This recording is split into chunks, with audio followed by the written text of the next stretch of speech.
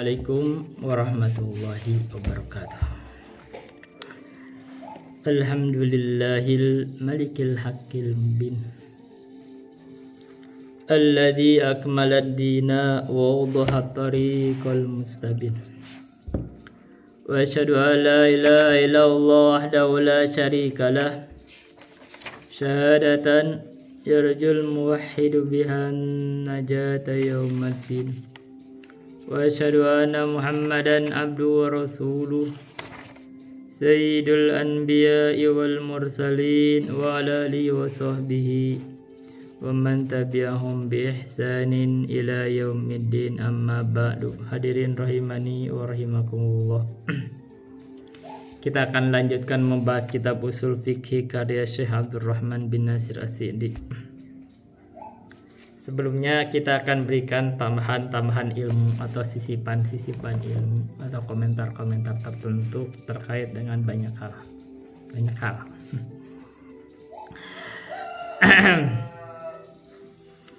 Jadi saya tuh melihat percakapan di dunia maya sekarang tuh. Kita itu punya gubernur yang sekarang sedang populer, yang dianggap banyak. Ya dia dianggap tidak korupsi karena uang dia dibagi-bagikan. Itu Deddy Mulyadi, Bapak Aing yang orang Jawa Barat itu. Jadi bukan hanya tidak korupsi, bahkan uang pribadi dia dibagi-bagikan. Walaupun bisa jadi karena dengan membagikan itu uang dapat lagi karena menjadi konten beliau. Itu satu. Dan dianggap orang yang sederhana, yang tidak ngejelimet, ya politiknya tidak banyak berpolat politik untuk menipu. Itu satu ya. Dan sekarang juga orang-orang ini sedang membicarakan tentang kades hoho al-kaf katanya dari Wanasaba. Apa sih sebenarnya inti masalahnya? Inti masalahnya sebenarnya kita ini di Indonesia sendiri sedang kesulitan mendapatkan orang-orang yang amanah. Jadi banyak orang yang jadi pejabat itu mau jadi kades, mau di mana-mana ini di seluruh Indonesia. Ternyata mereka itu sebenarnya banyak yang nggak amanah. Kan mereka kita diguyur dana desa itu diguyur bisa per tahun bisa berapa miliar. Hasilnya tuh hampir nggak kelihatan.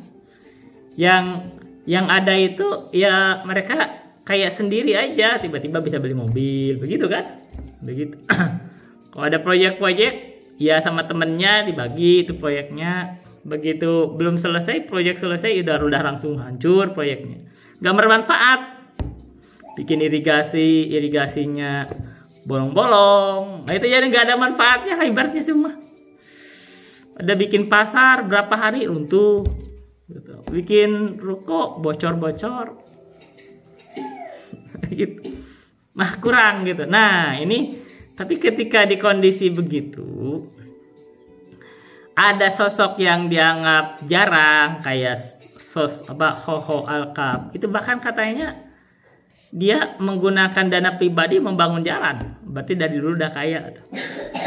Terus beli mobil untuk untuk ambulan ya. Memang jarang kalau tipikal gini dia menggunakan dana pribadi untuk kepentingan masyarakat ya, jarang. Akhirnya memang menjadi sebenarnya nggak perlu sampai dana pribadi sendiri, yang penting dana yang ada, dana masyarakat dimanfaatkan sebagaimana peruntukannya, udah selesai itu aja. Kalau sampai menyerahkan dana pribadi ya itu lain lah, nggak semua orang bisa juga, dan nggak semua orang ya minimal gitu aja dulu. Dana masyarakat dipakai untuk kepentingannya. Ini harusnya kalau itu bisa dari atas sampai bawah, nah itu kita akan lebih baik. Nah artinya kita kasih pokok penting, kejujuran ini harus kita jaga. Ini semakin langka, kejujuran ini semakin langka, ketulusan ini semakin langka. Maka kemarin dikatakan kan kita perlunya tulus. Dalam segala hal itu tulus ini penting. Di semua hal itu tulus. Kalau orang nggak punya tulus itu main politik. Mainnya main politik, pengen menang terus, nggak tahu halal dan haram disikat terus. Wah itu nggak tulus. Jadi kita itu harus perlu tulus. Adinu anasat, tulus. Di setiap tempat itu kita tulus. Jadi pejabat kita tulus, jadi ulama kita tulus, jadi rakyat kita tulus. Gitu, jadi suami kita tulus, jadi anak kita tulus, jadi rakyat kita tulus. Gitu. Nah, itu jarang. Dan jarang kecenderungannya akhirnya yang tulus-tulus ini disingkirkan. Disingkir. Dalam beragama juga perlu tulus. Ketika kita tulusnya dalam beragama itu, ya kita itu menempatkan agama itu sebagaimana itu diinginkan, gitu. Bukan mengubah-ubah agama, masukkan ajaran. Itu nggak tulus.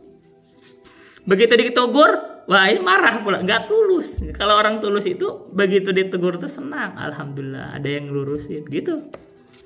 Ketulusan ini satu. Kedua, sifat yang kedua itu orang itu kadang berjuang. Perjuangannya itu tidak mendapatkan hasil yang baik. Dia itu semakin berjuang semakin banyak dosa. Nah, kenapa? Ini orang nggak berilmu. Saya ibaratkan ya. Kalau kita ibaratkan, kalau Anda itu menganggap berpahala berjima, saya kasih contoh yang ekstrim. Berjima adalah berpahala ya. Tapi kalau Anda berjima sama istri tetangga, Anda dosa, gitu kan? Nah itu sama. Nah tapi kalau Anda berpikir, saya pokoknya yang penting saya berjima berpahala, ya hanya kamu berjima sama istri tetangga, ya kamu berdosa. Nah sama nih kita ini, misal ya kita anggap yang begini, menjadi imam itu berpahala. Kalau Anda hak berjadi imam, tapi kalau Anda gak berhak berjadi imam di situ, itu akhirnya berdosa, gitu kan? Sama dengan konteks itu. Anda berjima itu berpahala kalau sama istri Anda. Tapi kalau sama istri tetangga, Anda berdosa. Enggak paham itu. Artinya, ini kita sisipan yang ketiga. Agama ini, dalam beragama, ada aturannya. Anda itu baru berpahala dalam beragama kalau mengikuti aturan agama. Jadi kalau Anda ingin beribadah sesuai keinginan sendiri, Anda gak dapat pahala, malah dapat dosa. Jadi ada aturan mainnya dalam beragama ini. Ada aturannya, ada syaratnya, ada rukunnya. Begitu. Kalau kamu tidak mau mengikuti syarat dan rukunnya, kamu bukan dapat pahala, malah dapat dosa. Yang keempat, bahkan bukan hanya tidak ikut syarat dan rukun, membuat-buat aturan agama.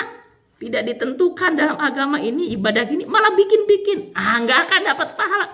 Ini yang disebut dengan bid'ah-bid'ah itu. Kebid'ahan itu, berapapun banyaknya amalan Anda, nggak dapat pahala. Yang ada dapat dosa. Yang kelima, sekarang sisipan yang bahkan ternyata kebid'ahan itu ada dalam bab akidah. Seberapa hebat pun Anda berakidah dengan akidah kebid'ahan yang Anda ciptakan sendiri, maka Anda gak dapat pahala, malah dapat dosa. Dan ketika Anda mengajarkan kebid'ahan itu, yang kita berusaha di sini sengaja mengajar kebid'ahan, teriak-teriak di depan saya sudah bantah itu akidah bid'ah.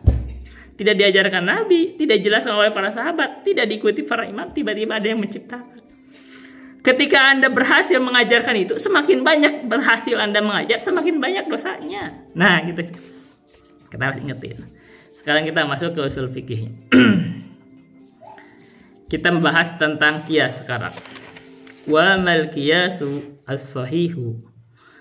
Adapun qiyas yang sahih, kemarin kita sudah bahas bahwa pendalilan itu ada bahas pendalilan dari Alkitab atau Al-Quran, dari As-Sunnah, ijma, sekarang qiyas yang sahih.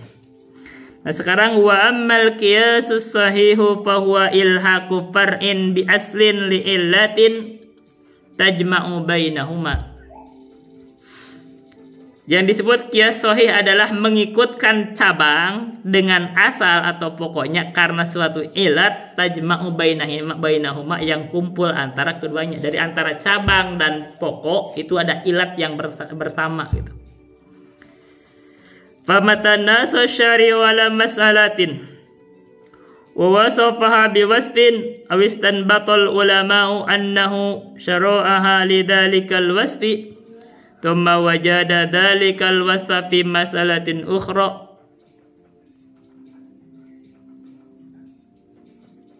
lam nasso ya lam sebentar baca nasso ya nussu yanussu lam yanussa syari'u ala ainiha min ghairi farqin bainahuma wa bainal mansusi wajaba ilhaquha biha fi hukmiha li'anna syari'a hakimun la yufarriqu bainal mutamathilati fi awsafiha kama la yajma'u bainal mukhtalifati. Kita baca. Ketika syari Al-Quran, Allah dalam Al-Quran atau dan Rasulullah dalam sunnahnya itu membuat menaskan, menetapkan ala mas'alatin terhadap satu masalah, wa wasafaha biwasfin dan mensifati masalah tersebut biwasfin dengan satu sifat, awistan batal ulama'u atau ulama beristimbat al-nahu bahwa sesungguhnya syari itu syara'aha lidzalikal wasfi mensyariatkan masalah tersebut karena alasan tersebut. Thumma wajada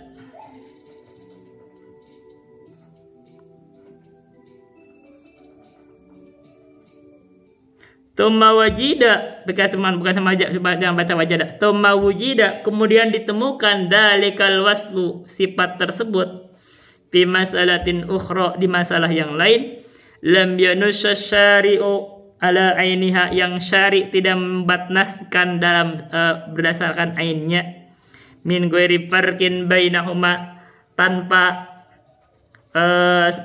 dari selain pembedaan di antara keduanya masalah itu dan masalah yang lain itu wa bainal mansusi dan antara yang dinaskan wajaba ilhaquha biha fi hukmiha maka wajib apa ilhaquha mengikutkan masalah ukhra itu biha dengan masalah yang sebelumnya fi hukmiha dalam hukumnya. Kenapa? Jadi konsepnya begini. Jadi kalau ada satu masalah, ada nas dalam Al-Quran terhadap masalah tersebut.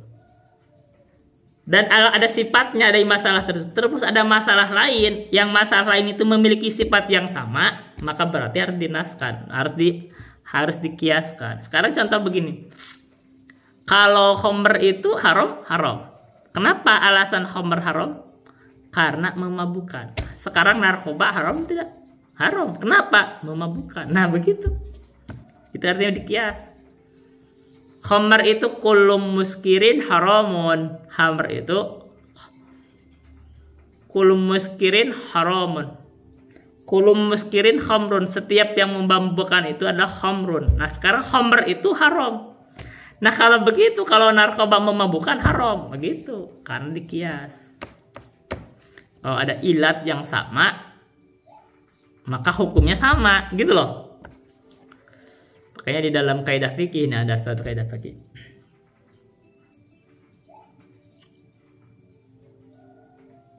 Wal hukmu dairun ma'illatih wa hiya allati qad aujabat li syir'atih. Di hukum itu berputar bersama ilatnya dan dengan ilat itulah disyariatkan hukum tersebut. Jadi ilat itu, nah ilat itu menentukan kias. Sekarang Nabi itu atau syari itu memerintahkan zakat pertanian. Apa zakat pertanian itu yang disebut itu? Kurma. Kenapa kurma diwajibkan zakat atau gandum? Karena dia itu tanaman pertanian yang bisa dimakan, bisa disimpan, bisa ditimbang. Nah itu ilatnya. Sekarang kalaupun tidak disebut beras, maka beras pun dikeluarkan zakatnya. Itu kias. Gitu, misalkan gitu. Kenapa? Karena beras itu bisa disimpan, bisa ditimbang, bisa dimakan. Nah, gitu. Tapi Anda tidak perlu mengeluarkan zakat untuk cabai, karena cabai itu dia bukan makanan pokok, gitu kan? Satu. Yang kedua, artinya kalau gak makan cabai orang nggak apa-apa. Yang kedua, cabai itu gak bisa disimpan. Cabai itu berapa lama itu busuk. Atau misalkan mentimun itu busuk dalam berapa saat. Tapi kalau padi itu bisa disimpan. Nah itu sebetulnya kalau bisa disimpan, dimakan dan itu makanan pokok, bisa ditimbang pula, maka itu ilatnya, wajib dikeluarkan zakat. Nah gitu. Jadi ketika sama-sama ada ilat itu, nah ini hukumnya sama gitu. Min ghairi farqin bainahuma wa bainal mansusi, tanpa ada pemisahan antaranya, antara masalah tersebut dan antara yang dinaskan, masalah ukhra itu dengan masalah yang dinaskan itu. Tidak dibedakan kalau ilatnya sama. Wajaba ilhaquha biha fi hukmiha, maka wajib mengikutkan masalah yang lain tersebut biha dengan masalah yang sudah ada, dan masalah asal fi hukmiha dalam hukumnya. Lianna syari'a hakimun, karena syari itu memberikan hukum. La yufarriqu bainal mutamathilati fi awsafiha. Allah itu tidak membedakan antara hal yang semisil, yang sama, fi awsifa dalam sifatnya, kama la yajma'u bainal mukhtalifati, sebagaimana Allah itu tidak menggabungkan antara yang berbeda. Nah, ini kaidah. Yang sama tidak dibedakan, yang beda tidak disamakan. Ini kaidah berarti. Jadi la yufariqu bainal mutamathilati fi awsafiha kama la yajma'u bainal mukhtalifati. Jadi kaidahnya begitu. Yang sama tidak dibedakan, yang beda tidak disamakan. Ini kaidah penting. Allah tidak membedakan yang sama, sifat-sifatnya sama, dan Allah tidak membedakan hal yang beda, ya tidak membedakan hal yang sama, dan Allah tidak menyamakan, tidak menggabungkan hal yang beda. Wa hadzal qiyasus sahihu, ini adalah qiyas yang sahih. Wa hada, ini adalah al qiyasus sahihu, qiyas yang sahih. Wa, qiyas yang sahih itu adalah al mizanul ladzi anzalahu Allah, timbangan yang Allah turunkan. Jadi qiyas itu timbangan yang Allah turunkan.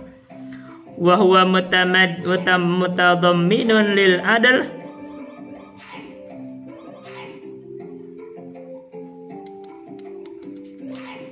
wa huwa, dan qiyas yang sahih itu adalah mutadamminun lil adl, mengandung keadilan.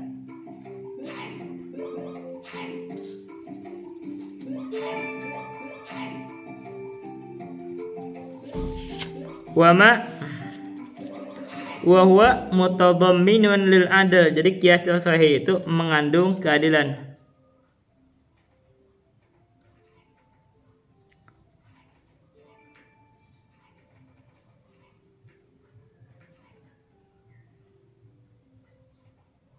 Wa ma yu'rafu bihi al adl, dan apa yang diketahui bihi dengannya itu apa al adl, keadilan. Jadi dengan qiyas sahih itu mengandung keadilan, dan dengan qiyas itu kita ketahui adil itu begitu. Tiga, dikiaskan itu artinya ditimbang. Wal qiyasu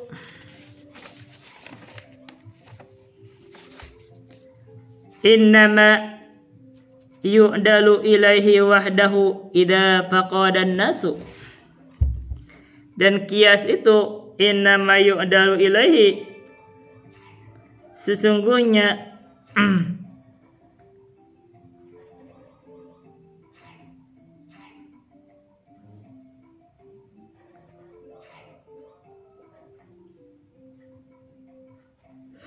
yu'dalu ilaihi itu, ini guru kami ini karena dijadikan dalil.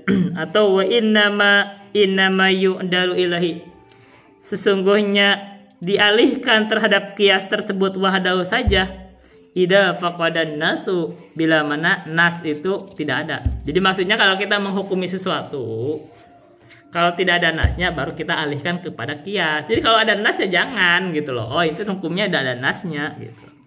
Tapi kalau tidak ada nas, maka kita bergeser ke qiyas. Fahuwa aslun yurja'u ilaihi idza ta'addara ghairuhu, maka itu adalah asal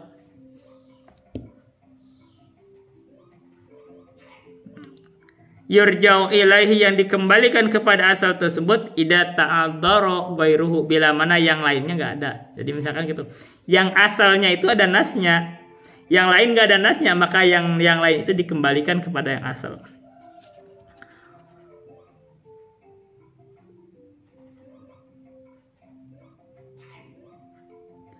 Wahwa, dan adalah kias yang sahih itu muayyidun linnasi, menguatkan nas. Fajami'u ma nassa syari'u, maka semua yang dinaskan oleh syari ala hukmihi, terhadap hukumnya, hukum ma tersebut, fahuwa, fa itu khabarnya dari fajami'u, fa sekaligus mubtada, fahuwa, maka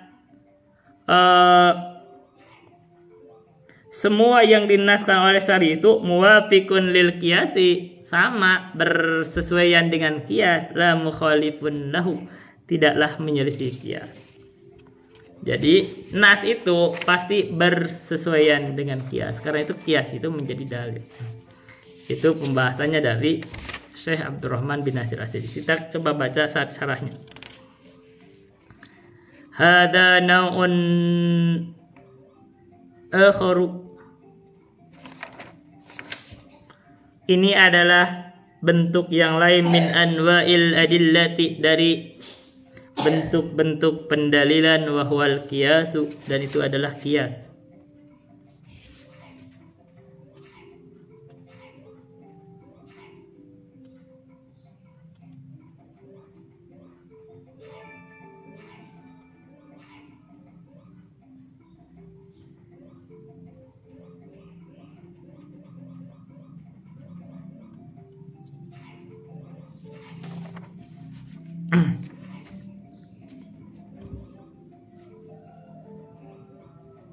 Wal muradu bil qiyasi, dan yang dimaksud dengan qiyas adalah ilhaqu mas'alatin jadilatin bimas'alatin mansusin 'alaiha fi hukmin syar'iyyin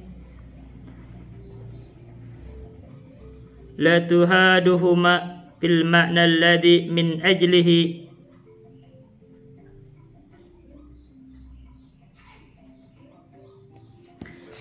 wal muradu, yang dimaksud dengan bil qiyasi, dengan qiyas adalah, itu adalah khobarnya, ilhaqu mas'alatin jadidatin, mengikutkan masalah yang baru, itu khobarnya, bimas'alatin mansusin, dengan masalah yang ada nasnya, maksudnya, alaiha, terhadap masalah tersebut. Jadi ada satu masalah, ada qiyasnya, ada hukumnya, seperti khamr hukumnya haram.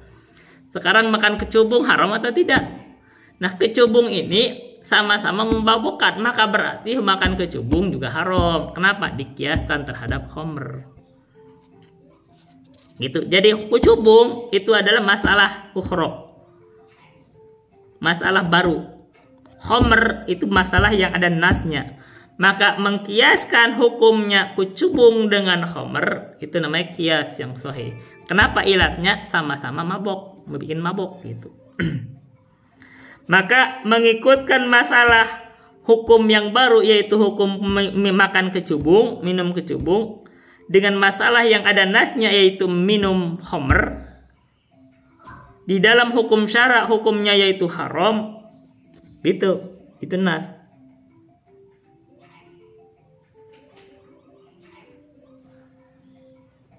Saya salah baca, bukan la tuhaduma, li'ittihadihima. Nah, itu salah baca tadi.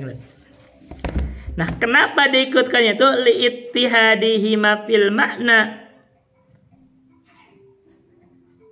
Li'ittihadihima, ya karena samanya keduanya, dua masalah tersebut fil makna, dalam maknanya, yang alladzi min ajlihi, yang alladzi min ajlihi, yang dengan arahnya tersebut, arah makna tersebut,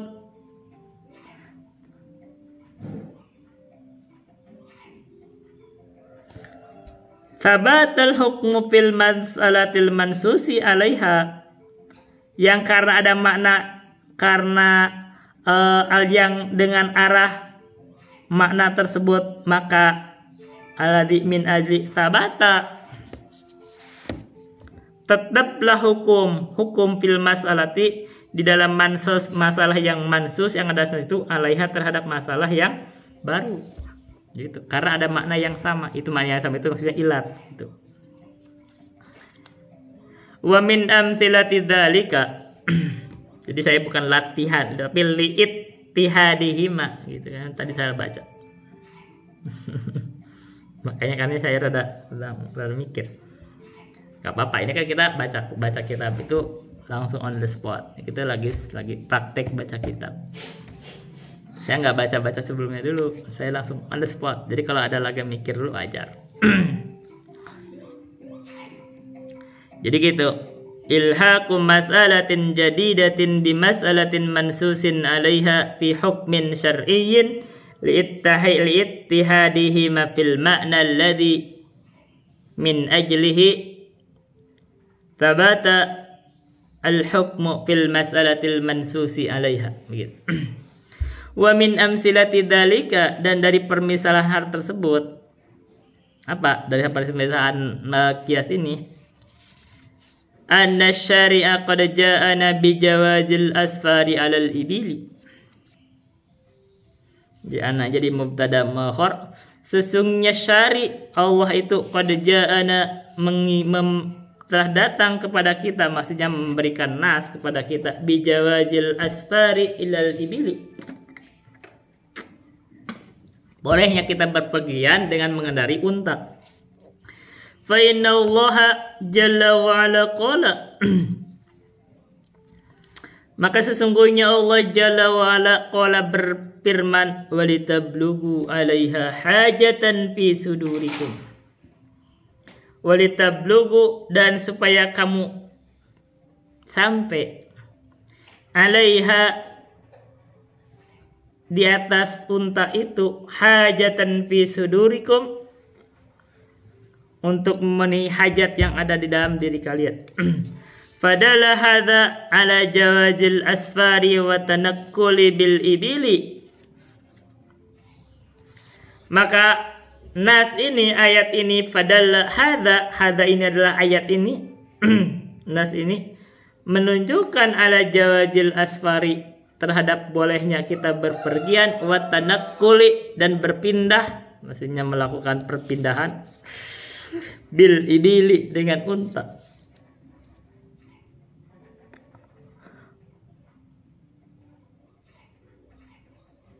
Fanukisu 'alaiha hadhil markubatil haditsati, maka kita mengkiaskan 'alaiha, dengan ibil itu, hadhil markubatil haditsati, kendaraan-kendaraan baru ini. Fanaqulu, maka kita berkata, as-safaru biwasitatis siyarati jaizun qiyasan 'alal ibili. Maka kita berkata, berpergian dengan perantaraan menggunakan siyarah, menggunakan mobil, itu jaizun, boleh, qiyasan, sembari mengkiaskan, alal ibili, kepada unta. Jadi kita boleh mengendarai mobil karena kita mengkiaskan dengan unta. Yang diinginkan kan kita bepergian. Wa kadza dzakara Allahu jalla wa ala jawazir rukubi ala sufni kama fi adadin minal ayatil qur'aniyatil lati dzukirat annal musyrikina idza rakibu fil fulki da'ullaha mukhlisina lahuddina.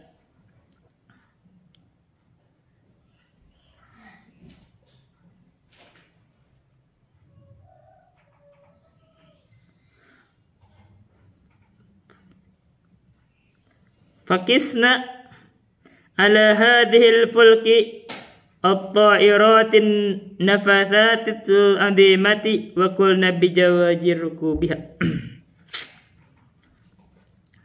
Dan dengan hal itu Allah menyebutkan jalla wa ala jawazir rukubi ala sufni, bolehnya kita menunggangi atau menaiki kapal atau perahu kapal. Kama fi adadin minal ayati, sebagaimana ada dalam banyak ayat Al-Qur'aniyati, ayat Al-Quran alati yang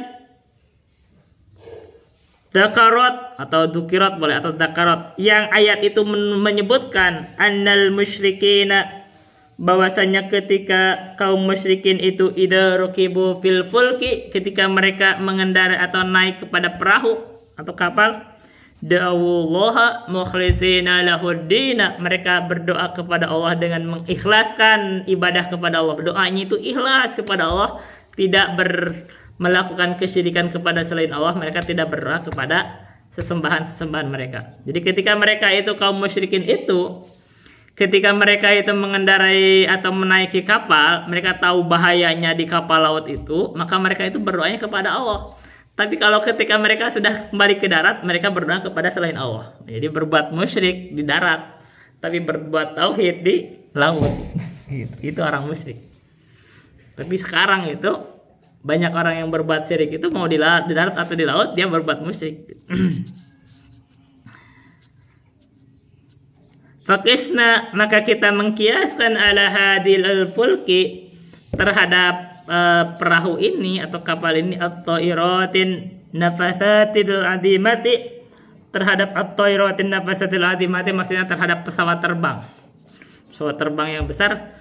Wakulna, maka dan kita berkata bijawaji rukubiyah, boleh kita mengendarai pesawat terbang gitu. Nah, itu masalah duniawi. Masalah duniawi itu asalnya al-aslu, masalah dunia itu fil adah itu al-ibahah, boleh. Walaysa masyru'an minal umuri ghairul ladzi fi syar'ina madhkuri wal aslu fi adatina al-ibahah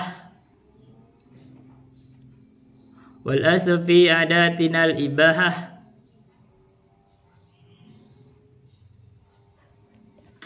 Sebentar, apa sih kaidah fikihnya? Dalam kaidah fikihnya kan begitu.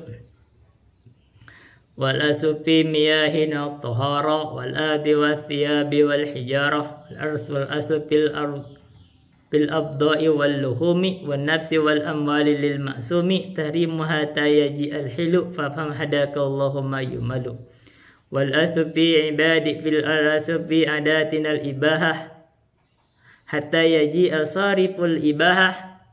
Nah, asal dalam adat itu boleh memang, kecuali ada larangannya. Ini adat, pasal adat kebiasaan. Fal qiyasu dalilun,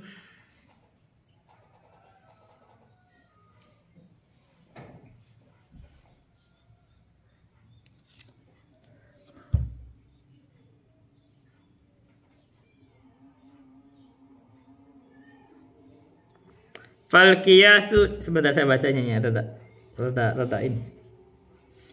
Fal qiyasu, maka qiyas itu adalah dalilun, dalil.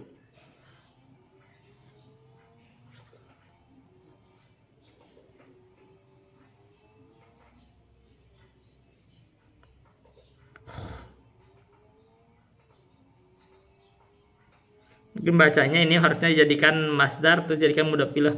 Fal qiyasu dalilu khasbin. Nah gitu bagusnya. Natamakkanu biwasitatihi minal hukmi ala masaila katsiratin jadidatin. Itu kalimat bacanya. Jadi jangan dijadikan fiil.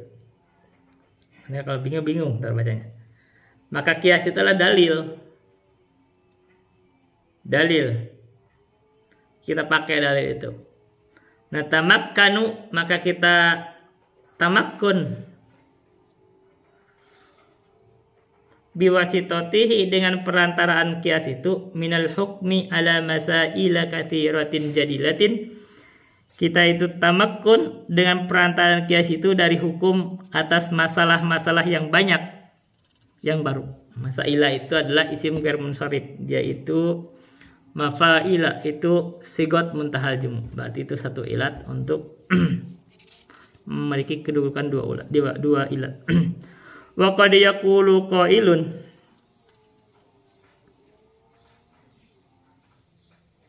dan kadang berkata orang yang berbicara, innakum tukriruna anan nususo mustau'ibatun li ahkami jami'il waqa'i. Sebagian orang berkata, sesungguhnya kamu berkata bahwa sesungguhnya atau menetapkan bahwa nas itu Al-Quran dan Sunnah itu mustawibatun, mencakup lah begitu, telah mencakup, telah membahas terhadap hukum-hukum semua yang terjadi. Kenapa perlu kias? Kalimatnya gitu, kenapa perlu kias? Fanaqulu, maka kami berkata, hada sahihun, ini benar bahwa Al-Quran dan Sunnah itu sudah mencakup sebuah masalah. Allah berfirman, ma farratna fil kitabi min syai', kami tidak tinggalkan di dalam Al-Quran itu min syai'in, dalam sesuatu apapun. Ada pembahasan di dalam Al-Quran, tapi pembahasan dalam Al-Quran itu ada pembahasan secara umum, tidak semua disebut. Ada nanti dibahasnya dengan kita ketahuinya dengan kias, karena ada umum itu diikutkan gitu. Ya kalau misalkan dirinci semua dalam Al-Quran ya mau berapa juta jilid gitu. Itu justru indahnya Al-Quran. Fanaqulu, maka kami berkata, hada sahihun, ini benar. Salah, oh iya. Lakin qad yakhfan nasu ala ba'dil fuqaha'i, tetapi kadang tersamar nas itu terhadap sebagian ahli fikih. Jadi ahli fikih itu gak paham semua, gak hafal semua nas juga. Al-Quran itu hafal semua juga belum tentu, paham semua dari Al-Quran juga belum tentu, hadis semua kumpul belum tentu. Karena itu fayahtaju ilal istidlali bil qiyasi, maka ahlul fikih itu atau ba'du ahlul fikih itu butuh ilal istidlali bil qiyasi, untuk melakukan istidlal, mencari pendalilan dengan qiyas. Li'anal qiyas as-sahiha yuwafiqu nass as-sahiha, karena sesungguhnya qiyas yang sahih itu mencocoki dengan nas yang sahih gitu. Kalau dia kiasnya sahih akan mencocoki nas yang sahih. Sekarang pembahasan tentang rukun kias. Wala budda fil qiyasi min arba'ati arkanin. Dan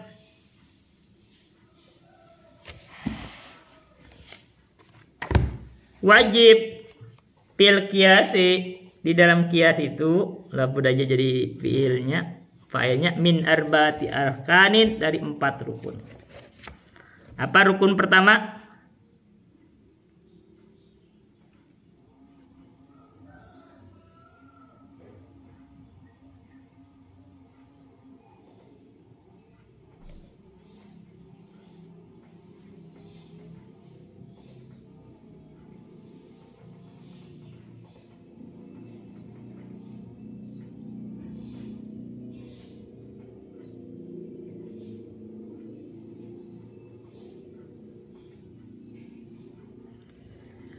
Ar-ruknul awwalu, rukun yang pertama adalah al-aslu, asal.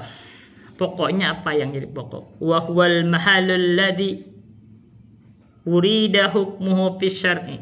Yang disebut asal adalah tempat yang terwarid hukumnya di dalam syari'.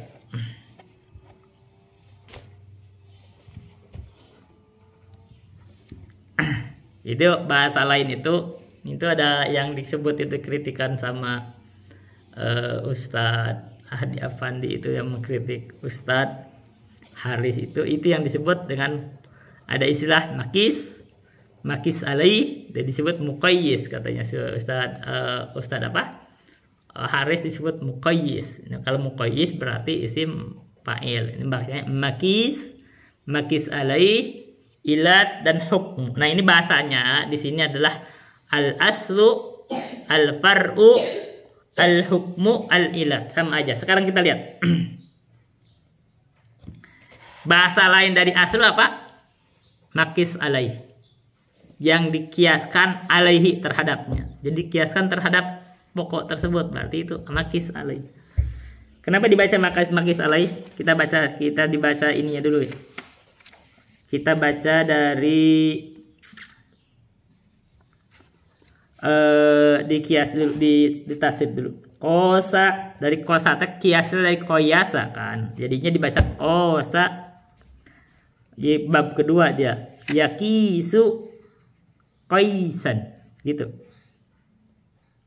Wa makisatan koisun makisun kislatakis, makisun, mikosun, kisayukosu. Begitu. Kalau ditasib. Jadi dari kata makis, berarti makis itu ngambilnya dari kata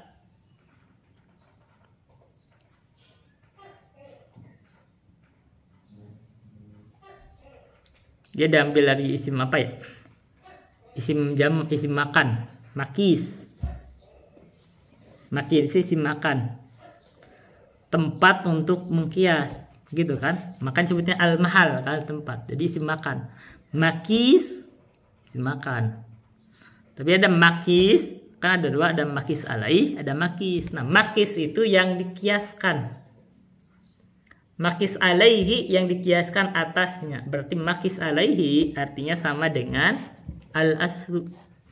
Al-makis itu sama dengan al-faru. Kita baca. Nah, al-aslu itu wa huwal mahalul ladzi wurida hukmuhu fis syar'i. Itu adalah tempat yang terwarid hukumnya di dalam syari. Maka kita kiasan terhadap itu, maka disebut makis alaihi. Ar-ruknu tsani yang kedua al-far'u wa huwal mas'alatul ladzi nuridu ilhaqaha bil asli. Yaitu suatu masalah yang kita berkehendak untuk mengikutkan masalah ini kepada asal, yaitu makis alaih. Jadi ada makis alaih yang dikiaskan atasnya. Yang dikias artinya sama dengan ditimbang atasnya begitu. Berarti itu adalah aslu. Ada al-makis yang dikias, itu adalah far'u. Sekarang yang tiga, ar-ruknu tsalisu al-hukmu. Hukumnya apa? Kita kan menimbang itu untuk mengetahui. Sekarang hukumnya apa? Misalkan kita ngelihat, kalau bingung dengan makis alaih, kita bikin adalah al-aslu, al-far'u, al-hukmu, al-ilah. Ini sesuai dengan di sini kalimat. Sekarang adalah khamrun itu adalah khamr itu adalah al-aslu. Hukumnya adalah haram. Kita mau mengkiaskan hukum makan kecubung dengan khamr. Maka kecubung adalah al-far'u. Apa sih hukum makan kecubung? Hukumnya adalah haram. Itu adalah yang kita. Tapi ilatnya apa? Muskirun, memabokkan. Begitu. Jadi ilatnya itu. Jadi sekarang rukun yang ketiga adalah hukum, nanti itu haram itu, yaitu makan kecubung haram sama dengan makan homer, yaitu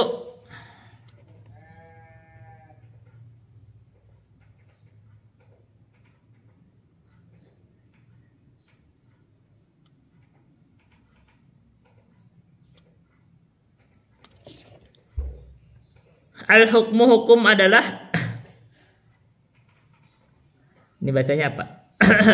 Lam, nun, tab, mim, kaf, nun. Ini bacanya apa?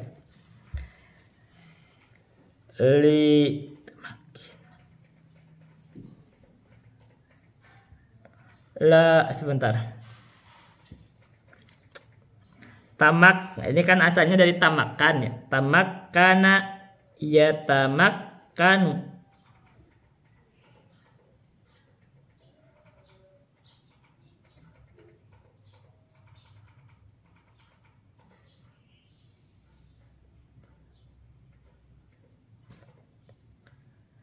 Ini natamakkanu.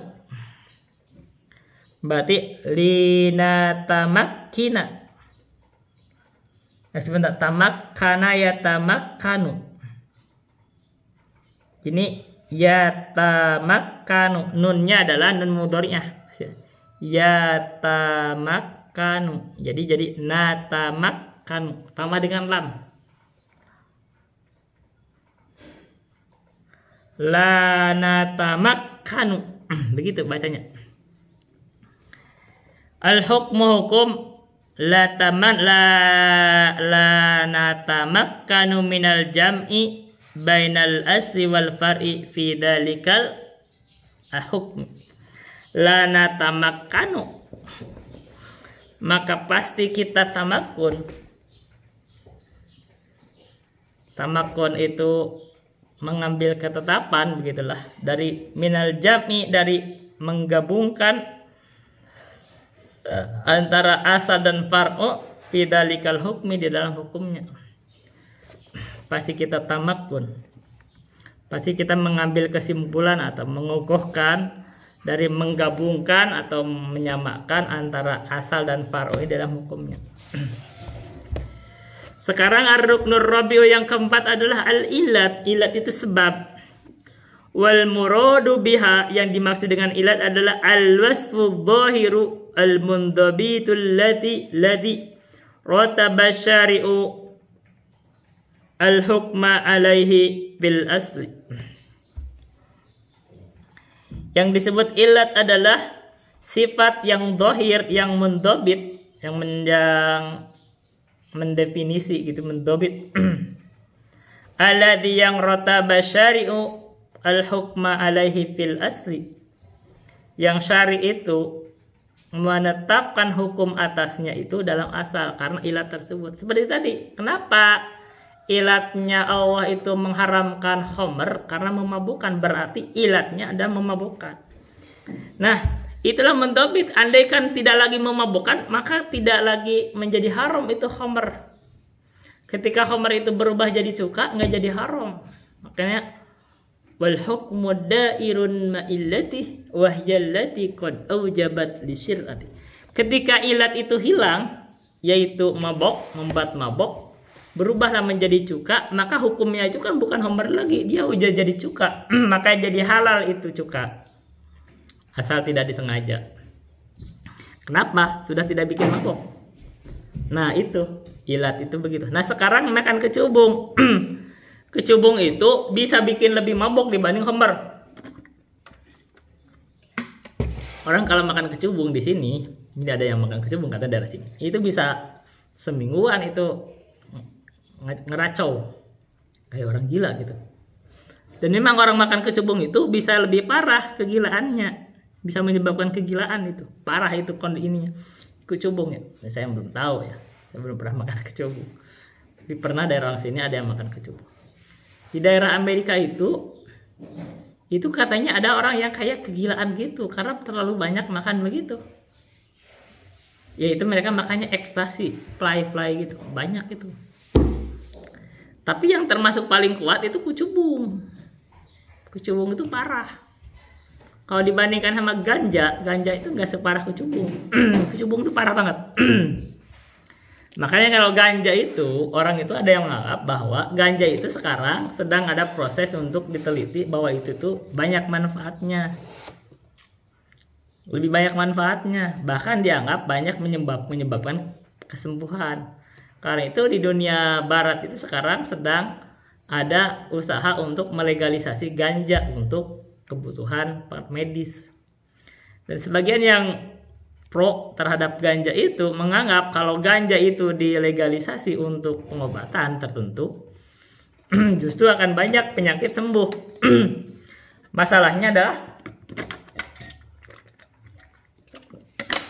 mereka sih anggapnya ada konspirasi dari industri farmasi, jangan sampai ganja itu dilegalisasi karena nanti mereka bangkrut. Gitu alasannya kalau ganja.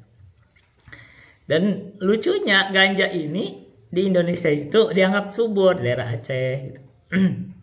Nah ini mungkin ada masalah politik di situ, politik ekonomi. Andai kan misalkan ganja dilegalisasi, ternyata karena tidak banyak mudaratnya. Analisis kan orang ahli menganalisis. Silahkan pelajari lagi tentang ganja. Maka itu bisa ancaman bagi industri farmasi dan mungkin malah boom untuk negara tertentu kayak daerah Indonesia itu subur dengan ganja itu. Makanya orang yang menanam ganja. Nah sekarang kalau mau dibandingin merokok, rokok sama ganja, haram mana? Madarat mana? Nah itu bisa analisis itu. Orang bisa menganalisis. Ahlu fikih itu begitu. Kalau hukumnya di dalam Al-Quran kan nggak ada ganja diharamkan, nggak ada. Itu hukumnya itu memabukkan tidak. Nah sekarang ganja bikin mabuk gak? Tapi dibanding kecubung bikin mabuk. Tapi orang-orang yang para pro disebut kanabis itu dianggap ganja itu lebih banyak manfaatnya untuk dari sisi pengobatan. Dan di kadar tertentu itu ganja itu digunakan oleh dokter untuk dokter membius gitu, anestesi itu. Jadi di kadar tertentu itu digunakan membius itu kayak ganja. Atau ada unsur yang bisa memakai untuk penenang. Nah, kalau begitu asal benda itu wal aslu. Jadi kita ngebahas sedikit tentang hukum asal benda itu asalnya halal. Kecuali ada yang memalingkan dari kehalalannya. Nah, sekarang al aslu fil asya'i al halal. Asal dalam benda itu halal. Wal aslu fi miyahina taharah wal ardi was thiyabi wal hijarah. Wal aslu fil abda'i wal luhumi wal nafsi fil amwali wal aslu fil abda'i wal luhumi wal nafsi fil amwali lil mahrumi tahrimu hatta yajil hilu fafham hadakal. Jadi asal benda itu asalnya halal kecuali ada yang memalingkannya. Nah, asal benda itu semua itu halal kecuali sudah ada nas pengharumannya, seperti daging babi diharamkan, bangkai diharamkan, kan gitu. Ada hal-hal yang diharamkan. Tapi kalau tidak ada yang mengharamkannya, nah kita kembalikan apakah ada hukum tertentu yang mengharamkan. Misalkan tadi homer. Nah, sekarang ganja ini hukumnya apa? Nah, kalau hukum ganja itu memabukkan, diikutkan kepada homer. Ini yang sekarang diikuti sama pemerintah. Pemerintah itu menganggap bahwa ganja itu haram, bahkan ilegal. Tapi dunia sekarang ini melakukan penelitian di berbagai negara. Ada kampanye bahwa ganja itu ada manfaatnya, sehingga meminta untuk dilegalisasi untuk kebutuhan tertentu. Tapi kalau dasarnya di kebutuhan tertentu, ini ganja ini asalnya adalah tumbuhan. Tumbuhan itu asalnya halal kalau ada manfaatnya. Kalau memang itu membuat madorot, jadi haram. Misalkan dari segi madorot atau bikin mabok. Nah, itu perlu penelitian ulang. Benar tidak itu membuat madorot? Karena kalau dibandingkan sama bako itu jelas madorotnya lebih banyak. Ada nikotin. Tapi sementara kita ini membiarkan bako itu ditanam. Padahal daya beli, nilai ekonominya sedikit. Ya, ini nggak usah baper, kita bicara tinjauan ilmu, kita berbicara ilmu bebas, kita diskusi ilmu untuk kita bahan berikut. Bako itu tinjauan nilai ekonominya sedikit, murah, tapi madorotnya banyak, ada nikotinnya. Ganja ini nilai ekonominya tinggi, dianggap maslahatnya masih lebih ada bahkan dibanding bako. Ini perlu diteliti oleh ulang. Karena itu di bagian dunia kedokteran banyak menggunakan ganja untuk kebutuhan anestesi. Cek. Tapi tidak ada yang menggunakan bako untuk kebutuhan kedokteran. Dan ada analisis bahwa kalau ganja itu dilegalisasi untuk pengobatan, bahkan industri farmasi bangkrut.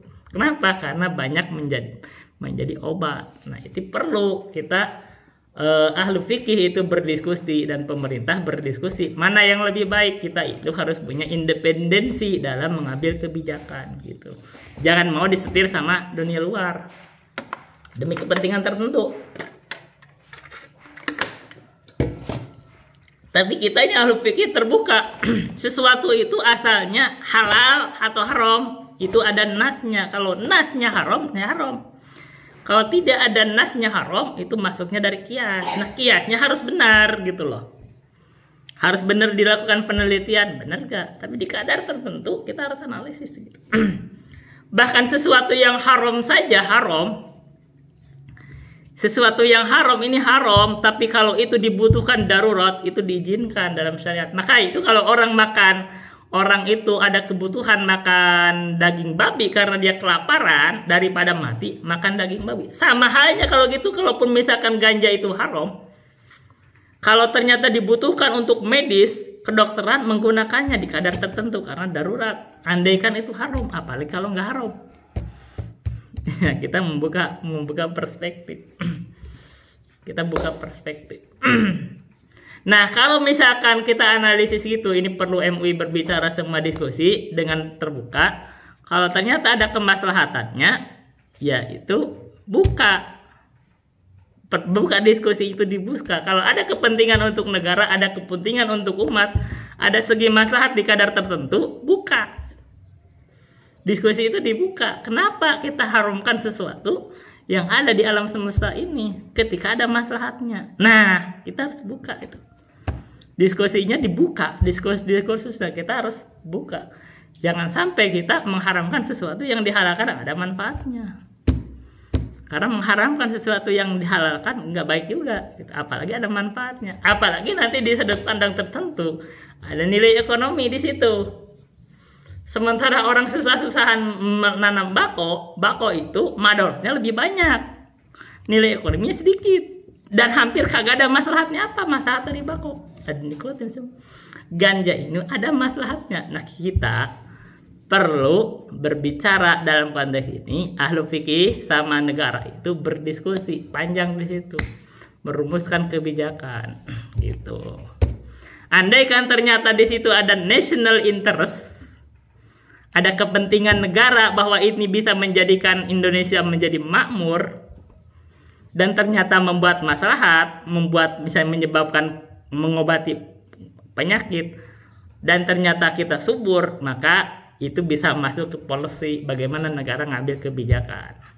Diatur misalkan, oh enggak kok, ganja ini maslahatnya lebih banyak dari mudaratnya, kita tanam, tapi ada syarat tertentu bahwa ini hanya digunakan oleh dunia kedokteran, misal gitu ya, untuk pengobatan medis.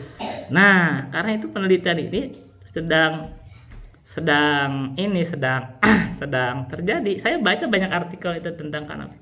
Di luar negeri itu perusahaan yang menanam kanabis istilahnya atau ganja itu booming itu di luar, di Amerika. Nah, kita nih penonton ya kan. Kita nih penonton karena kita nggak ada yang nggak haram, ada segala macam. Ini perlu dibuka, analisisnya dibuka, dipelajari ulang. Karena ini tidak nas haramnya, ganja nggak ada di nas dalam Al-Quran haramnya. Nah, itu pengharumannya dari kias. Nah, benar gak kiasnya? Dianalisis ulang. Baik. Wa min amsilati dzalika, dan dari permasalahan hal ini, permasalahan kias ini adalah qiyasus sayyarati alal jamali fi jawazir rukubi. Bolehnya dengan mengkiasnya mobil, kendaraan itu terhadap unta dalam bolehnya kita berkendara. Fal aslu wal jamalu, asalnya adalah unta. Li'annahul mahalul ladzi urida hukmuhu fis syar'i. Unta itu adalah tempat yang ada nasnya, terwarid hukumnya dalam syari untuk unta. Itu yang bahasa lainnya adalah tadi makis alaih. Wal far'u huwa sayyaratu. Far'u cabangnya adalah as-sayyarah. As-sayyarah itu adalah kendaraan. Kendaraan itu adalah al-makis yang dikiaskan. Makis alaihi yang dikiaskan atasnya itu ada al-asl. Wal hukmu, hukumnya adalah jawazur rukubi atau ibahah, bolehnya kita berkendara. Wal ilatu, ilatnya adalah annal jami'a markubun, keduanya itu semuanya itu dikendarai. Jadi kita ngendarai ini, pokoknya yang penting mengantarkan, ilatnya itu sama-sama dikendarai, mengantarkan kita ke suatu tempat, itu ilat. Berarti kalau kita boleh mengendarai unta untuk pindah ke suatu tempat, dan kita boleh, dan ada motor yang juga bisa mengantarkan kita ke suatu tempat, boleh pakai motor, boleh pakai mobil, boleh pakai pesawat, boleh pakai perahu gitu. Wa qad qala jamaahiru ahlil ilmi bi annahu yasihu isti'malul qiyasi wa isbatul ahkami biwasitatihi. Dan telah berkata jumhur ahlul ilmu bahwa sesungguhnya, jadi innahu domirnya dari anak, khobarnya adalah isim inna, khobarnya atau khobar inadah yasihu boleh atau sah, apa failnya istimalul qiyasi wa isbatul ahkami biwasitatihi, bolehnya atau sahnya kita menggunakan qiyas dan menetapkan hukum dengan perantaraan qiyas. Ini menurut jumhur ulama ahlul ilm.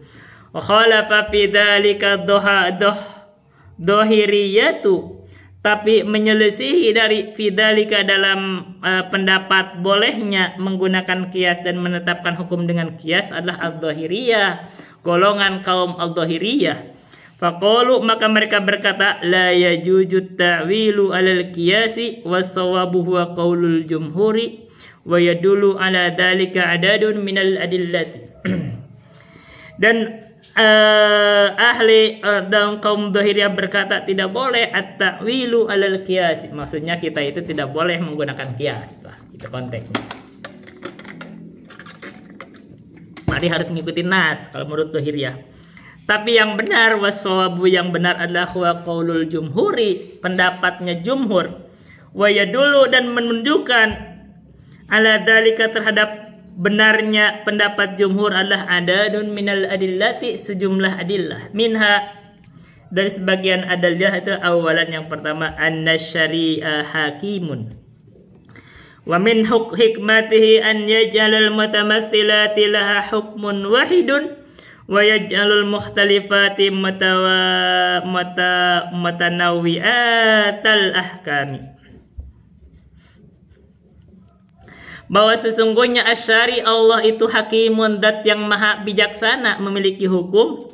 Dan dari hikmahnya Allah itu adalah an yaj'alal mutamathilati, menjadikan semua yang sama itu, yang tamatsul, yang semisil itu, laha hukmun wahidun, memiliki satu hukum. Karena yang sama itu satu misil, hukumnya sama gitu, satu. Wa yaj'alul mukhtalifati mutanawwi'atal ahkami. Dan Allah menjadikan yang berselisih, yang berbeda-beda. Ini adalah isim apa? Jama' mana salim, berarti dalam keadaan maf'ul bihi berarti kasroh, tapi dalam keadaan mansub. Maka mutanawwi'atal ahkami, beda-beda hukumnya. Jadi yang beda-beda, beda juga hukumnya. Yang sama, sama hukumnya. Itu bagian dari hikmah Allah. Tanian yang kedua, wa min adillati dzalika anna Allah jalla wa ala qad bayyana annahu anzalal kitaba wal mizana.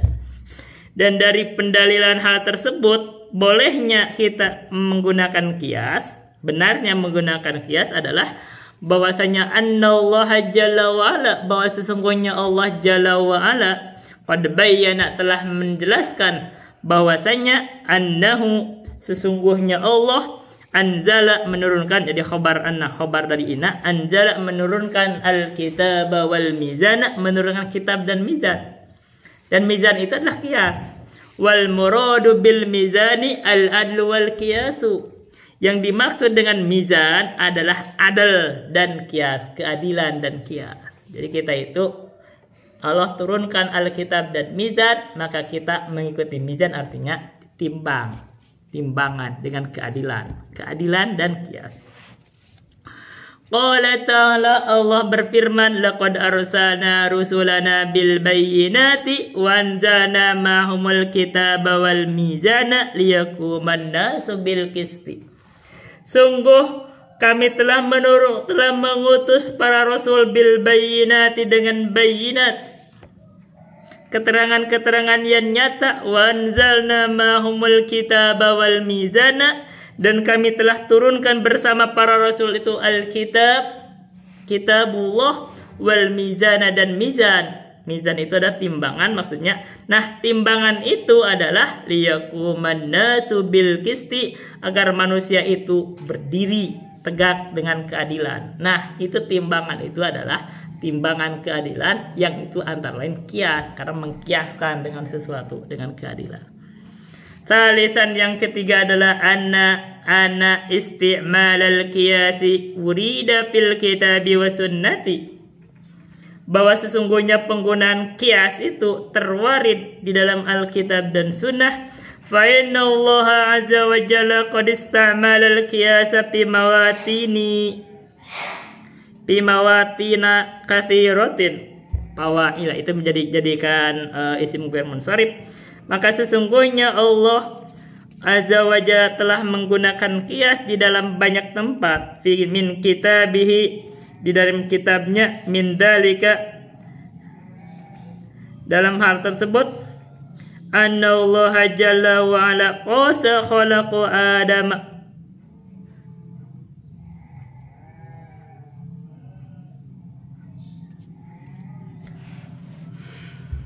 Bentar. Allah itu telah menggunakan kias di dalam banyak tempat, maksudnya di dalam kitabnya Al-Quran. Min dalika, dari sebagian hal tersebut adalah itu jadikan mubtada mahor khobar muqaddam.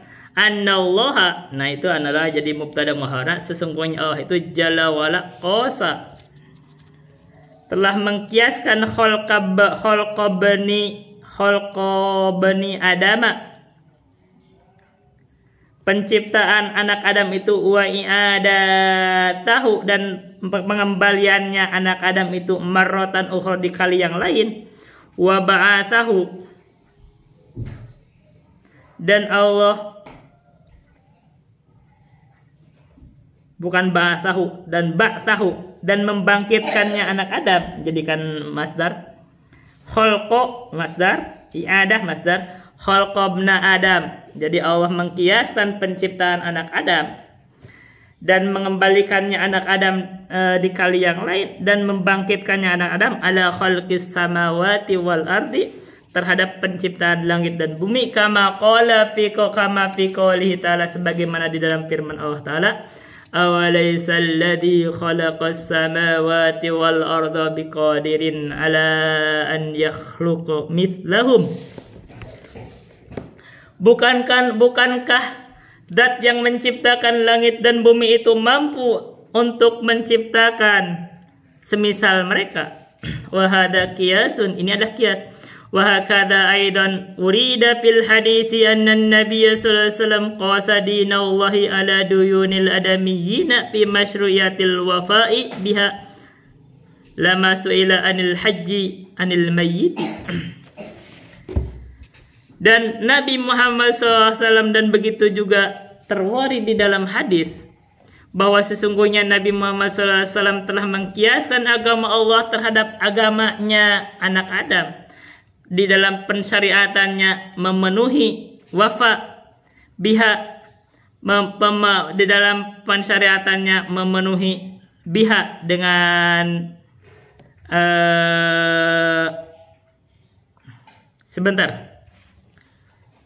Anan Nabi sallallahu alaihi wasallam qasa dinallahi ala duyunil adami, bukan agama tapi yang artinya mah duyun itu adalah hutang. Saya salah baca. Anan Nabi, sesungguhnya Nabi Muhammad sallallahu alaihi wasallam qasa mengkiaskan dinallahi. Oh, ini bukan baca din, ini baca dain. Jadi ada kacau. Sesungguhnya Nabi Muhammad sallallahu alaihi wasallam mengkiaskan dainallahi, utang terhadap Allah, ala duyunil adamiyina, terhadap utangnya anak Adam, fi masyru'iyatil wafa'i biha, di dalam disyariatannya wafa, memenuhinya atau membayarnya, biha dengan duyun. Lama su'ila anil haji anil mayyiti, ketika Nabi ditanya tentang haji dari mayit. Jadi Nabi itu ketika ada yang nanya, ya Nabi, bagaimana kalau saya menghajikan ibu saya atau ayah saya? Maka diberikan kias, bagaimana menurut kamu kalau ada orang berhutang, kalau ibu kamu berhutang terus dibayar oleh kamu, boleh? Nah begitu juga hutang terhadap Allah. Artinya Nabi mengkiaskan bolehnya kita berhaji untuk orang tua kita, sebagaimana karena itu merupakan hutang terhadap Allah, sebagaimana kita bolehnya membayarkan hutang orang tua kita yang itu hutang terhadap manusia. Itu maksudnya. Jadi duyun itu adalah maksudnya hutang. Rabi'an, yang keempat adalah anna sahabata qad ajma'u ala isti'malil qiyas wal istidlal bihi. Dan sesungguhnya para sahabat itu telah bersepakat. Nah, kalau bicara kesepakatan itu artinya dalil lagi, terhadap penggunaan kias dan istidlal dengannya, melakukan pendalilan dengan kias. Wa qad waqa'a al-ikhtilafu baina ahli al-ilmi fil qiyasi hal huwa dalilun mustaqillun aw huwa istismarun lid-dalili alladhi thabata bihi hukmul asli. Dan telah terjadi ikhtilaf antara ahlul ilmi di dalam kias. Apakah kias itulah dalilun mustaqilun, dalil yang tersendiri, au huwa istismarun lidalili, atau dia hanya buah dari dalil, alladzi tsabata bihi hukmul asli, yang tetap bihi yang tetap bihi dengan dalil tersebut hukum asalnya. Fa innar rukuba 'alal jamali qad thabata bidalilin, maka sesungguhnya mengendarai unta itu telah tetap dengan satu dalil. Fa qiyasu sayyarati 'alal jamali innama huwa istithmaru lidzalika dalili. Ini perbedaannya. Itu ada yang menganggap ini bukan dalil, itu adalah istismar aja, buah dari dalil. Maka mengkiaskan kendaraan atau mobil terhadap unta, maka itu adalah sesungguhnya adalah istismar dari dalil tersebut. Misalu hada, permisalan hal tersebut adalah ja'a fi syariati, telah datang dalam syariat itu apa? Tahrimul khamri, haramnya haram. Apa haramnya khamr? Fa inna tahrimal khamri thabata biqaulillahi ta'ala, maka sesungguhnya keharaman khamr itu telah tetap dengan firman Allah Ta'ala, innamal khamru wal maisir wal ansabu wal azlam rijsum min amali syaitani. Sesungguhnya tidaklah khamr, maisir dan ansab itu dan azam itu kecuali hanyalah rijs, dosa, min amali syaitani, dari bagian perbuatannya syaitan. Falhaqna bihi hadhil muhdarati jadi bentar. Falhaqna, maka kami ikutkan bihi dengan khamr itu hadhil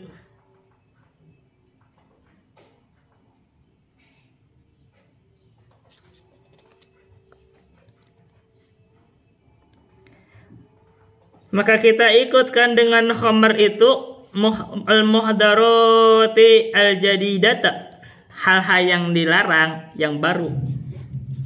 Ini kalimatnya al-harwina wal hasisha wa nahwa dzalika. Ini kalimatnya apa nih? Harwina wal hasisha. Jadi kalau kita itu tadi bahasanya kalau makan kecubung gitu. Yang haram khamr haram. Nah, kita boleh gak makan ekstasi? Nah, tetap gak boleh. Kita boleh gak makan ganja? Nggak boleh. Nah gitu, nggak boleh kalau misalkan ganja itu dianggap sama dengan khamr, memabukkan. Begitu. Boleh gak makan kecubung? Nggak boleh. Boleh gak makan ekstasi? Apalagi ekstasi itu lebih parah. Begitu. Sama-sama memabukkan. Gitu. Apa nanti kita perlu dianalisis sedikit banyak. Makanya itu tinjauan ahlul fikih. Ini ahlul fikih itu bersepakat kalau itu memabukkan. Nah, di kadar tertentu yang begini ada manfaatnya enggak? Misalkan kayak ganja itu kita kecualikan karena itu ada analisis dari kedokteran itu ganja ada manfaat. Nah berarti di konteks tertentu itu mungkin nggak bisa masuk di situ. Tapi kalau misalkan kayak kecubung, nah kecubung itu jelas itu bisa parah itu dibanding khamr itu. Kalau khamr itu sekadar minum-minum itu ya itu nggak parah. Kecubung itu bisa berminggu-minggu, itu gila itu lebih parah. Ekstasi itu lebih parah. Nah, itu perlu dianalisis. Tapi kan kalau narkoba sendiri ya, narkoba itu narkotika kan, itu di kadar tertentu kan digunakan oleh dokter ya, ya kan? Kedokteran itu menggunakan untuk bius. Berarti yang tidak boleh itu adalah penggunaan sembarangan.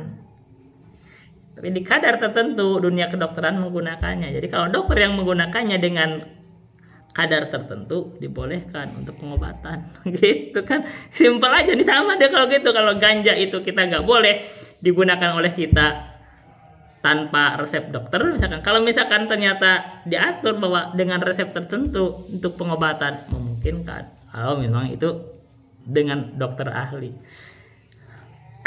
pengobatan misalnya. Kalau memang ada manfaat dari sisi pengobatan, kadar tertentu lah, kita aja minum obat aja.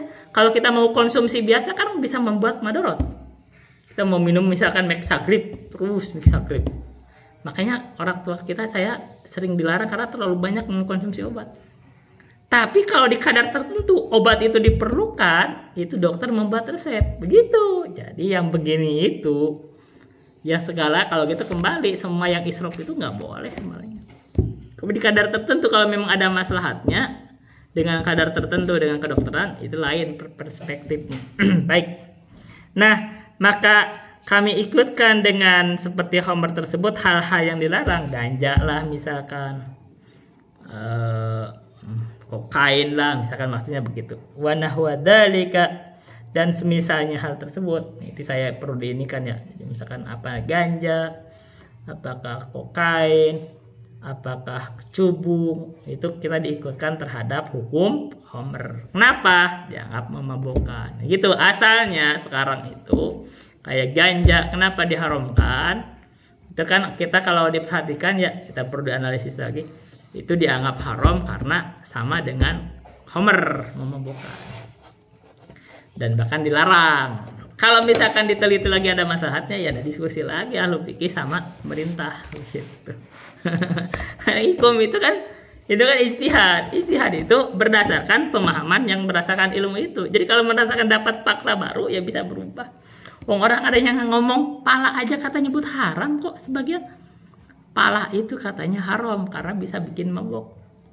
Ya itu kalau mabok kalau banyak gitu kan gitu. Sekarang nih para ulama-ulama Arab itu ada yang menganggap bahwa pala itu, buah pala itu haram karena bisa bikin mabok. Sekarang kalau kamu ada yang makan buah pala, enggak, itu buah pala itu ada palanya itu di kita itu hanya untuk bumbu sedikit. Ya mabok kalau banyak. Kalau kamu makan banyak, satu gebok gitu dimakan mabok. Tapi kan buah pala itu yang dimakan itu apa, bijinya atau apa? Katanya yang diteliti itu ada bisa memabukkan itu biji pala ya, bijinya. Wallahu alam lah pokoknya gitu. Kita kalau pala kan bijinya kan. Nah karena sebagian orang nggak mau makan biji pala itu, kalau masak jangan pakai biji pala karena katanya bisa memabukkan. Tapi sebagian gak berpendapat, enggak, biji pala kan kita cuma bayar bumbu. Nah sama aja di Aceh aja ganja itu katanya itu jadi bumbu juga. Ini kalau di kadar dari ganja bumbu juga, ini kan bumbu ya, cuma sayuran-sayuran di. Nah itu dari perspektif ini adalah ijtihadiyah. Dalam Al-Quran nggak ada bahwa biji pala haram, ganja haram, enggak. Adanya homer itu memabukkan. Nah sekarang apakah biji pala memabukkan? Apakah ganja memabukkan? Apakah kecubung memabukkan? Itu kedokteran bisa dianalisis ulang. Tapi memang kalau memang itu memabukkan, ya berarti dilarang konsumsi. Kita sebut biji pala itu ada yang buat haram karena katanya memabukkan. Dan itu dijadikan bumbu di kita. Ini di orang Indonesia ini kita nanam biji pala. Ini kalau diharamkan terus gimana tuh? Itu pala-palanya jadi gak laku kan. Hati-hati juga. Jadi maksudnya itu bisa terkait dengan ekonomi kita. Ketika ada masalah, bako aja yang banyak masalahnya diharamkan, banyak nanam. Sekarang biji pala diharamkan segala macam, sembarang nanti bangkrut semua tuh petani pala gitu. Nah, jadi akhirnya tapi kan kita yang nggak ada yang makan pala digerus dikit-dikit kan. Ya begitu, kalau gitu sama ada kalau gitu perlakuannya. Ya udah, kalau di perlakuannya biji pala hanya sayuran, bukan hanya untuk bumbu, ya itu memang penggunaannya gitu. Jadi kita perlu bijak dalam menganalisa, apalagi bisa berkonsekuensi terhadap konsekuensi terhadap struktur ekonomi negara. Ini kalau misalkan di satu negara itu untuk nanam pala, nggak tahu di mana di Indonesia, mungkin dari Maluku, itu jadi haram, itu bangkrut petani pala semua. Gitu. Penggunaannya itu adalah bijak, itu penggunaannya hanya sekedar bumbu ya, sekedar bumbu. Ada yang mabuk gak dengan masakan yang ada? Enggak ya, kalau nggak mabuk juga. Nah gitu, kalau gitu bisa jadi analisis. Di sini kita bijak. Sama kalau konsep memabukkan, kamu makan obat itu kalau banyak itu berlebihan, overdosis, kamu bisa bikin mati. Karena itu gak boleh minum obat itu berlebihan, itu harus ada dosisnya. Kayak kalau orang minum obat banyak tanpa ukuran, ya kamu bisa membahayakan diri sendiri. Sama kalau begitu konteks. Kalau begitu, kalau alasannya itu adalah ukuran, ya, yuk sekolah, ayo. Ya kita bisa baca sedikit dulu. Wa nahwa dzalika, mandi di sana. Ya mandi sana, mandi dulu. Wa nahwa dzalika fahadak, mandi dulu. Wa hadzal qiyasu innama huwa istismarun lidalili alladzi tsabata bihi hukmul asli. Dan kias ini adalah sesungguhnya hanya istismar saja, hanya buah dari dalil yang tetap dengan dalil tersebut hukum asal. Udah dulu yang bisa saya sampaikan. Bila hitam hidayah. Wassalamualaikum warahmatullahi wabarakatuh.